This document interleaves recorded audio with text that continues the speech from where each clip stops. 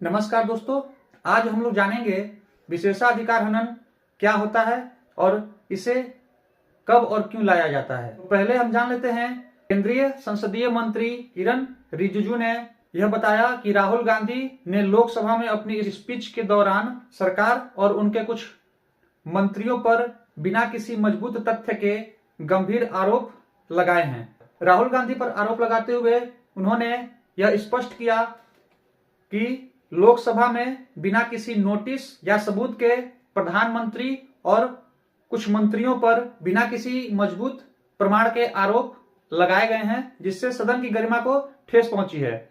जबकि संसदीय नियमों के अनुसार गंभीर आरोप लगाने से पहले पूर्व सूचना देना और तथ्य प्रस्तुत करना आवश्यक होता है। पहले हम लोग समझ लेते हैं कि ये विशेषाधिकार होता क्या है। भारतीय संविधान के तहत संसद और राज्य विधानमंडलों के सदस्यों को कुछ विशेष अधिकार प्रदान किए गए हैं ताकि वे बिना किसी दबाव या डर के अपना कार्य को पूरा कर सकें। संविधान के अनुच्छेद 105 और 195 के तहत सांसदों और विधायकों को कुछ विशेष अधिकार प्रदान किए गए हैं, जो कि इस प्रकार हैं। जैसे संसद और विधानसभा में सदस्यों को भाषण की स्वतंत्रता प्रदान की गई है। सदन की कार्यवाही के दौरान उनको गिरफ्तारी से संरक्षण प्रदान किया गया है। अगर कोई भी सदन की अवमानना करता है तो उस पर कार्रवाई करने का अधिकार भी प्रदान किया गया है।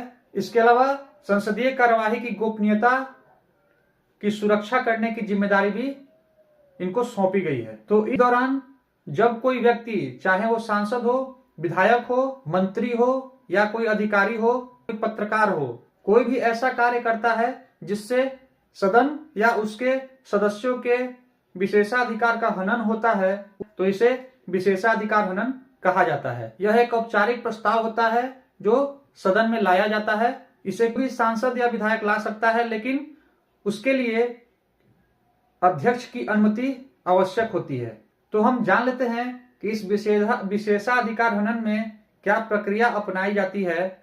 तो सबसे पहले यह प्रस्ताव अध्यक्ष के सामने प्रस्तुत किया जाता है। फिर अध्यक्ष यह तय करते हैं कि यह मामला प्रथम दृष्टया बनता है या नहीं। अगर अध्यक्ष द्वारा अनुमति दे दी जाती है तो यह मामला विशेषाधिकार समिति के पास भेज दिया जाता है। फिर इसमें विशेषाधिकार समिति जांच करती है और उस व्यक्ति को अपनी बात रखने का अवसर भी प्रदान करती है। उसके बाद समिति अपनी रिपोर्ट को सदन में प्रस्तुत करती है, जिस पर सदन अपनी कार्यवाही को सुनिश्चित करता है। इसमें एक प्रश्न यह भी उठता है कि क्या यह न्यायपालिका से ऊपर है? क्या संसद को यह विशेषाधिकार की शक्ति न्यायपालिका से ऊपर बनाती है?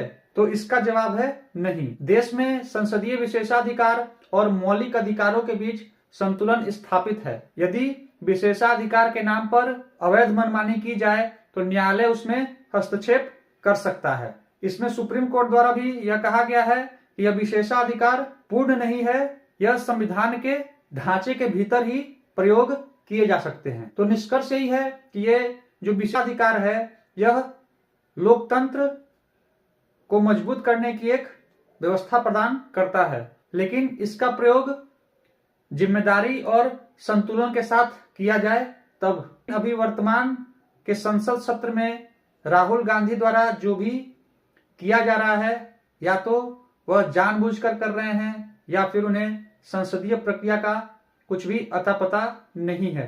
देखते हैं आगे इस मामले में क्या होता है। वीडियो पसंद आया हो तो लाइक और शेयर जरूर करिएगा और सब्सक्राइब करना मत भूलिएगा। मिलते हैं आपसे अगले वीडियो में ऐसी ही जानकारी के साथ। तब तक के लिए धन्यवाद।